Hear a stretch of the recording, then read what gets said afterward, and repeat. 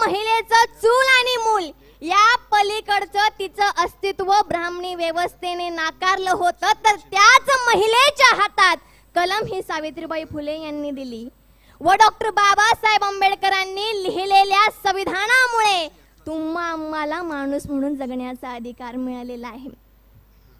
खरं तर शिक्षणाचे खाजगीकरण करणे हे एकच ब्राह्मणी व्यवस्थेचे षडयंत्र नसून शिक्षणापासून ते खाण्यापिण्याच्या वस्तूंवर जीएसटी रूपाने टॅक्स लावणे, युवा वर्गाला बेरोजगार बनविणे, सरकारी कंपन्या विकून नोकऱ्या संपविणे, हिंदू मुस्लिम करून भांडणं लावणे हे देखील ब्राह्मणी व्यवस्थेचे षडयंत्र आहे. हे आपण वेळीच समजून घेणं गरजेचं आहे, तरच आपण व्यवस्था परिवर्तन घडवून आणू शकतो असे मला वाटते.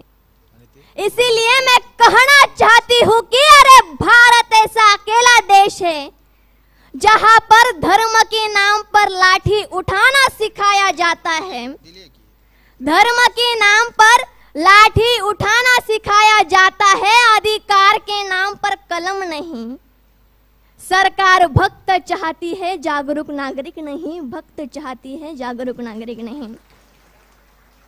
खरं तर आपले प्रमुख वक्ते ॲडव्होकेट प्राचा सर देखील येथे उपस्थित आहेत. त्यांना आपल्याला जास्त वेळ द्यायचा आहे.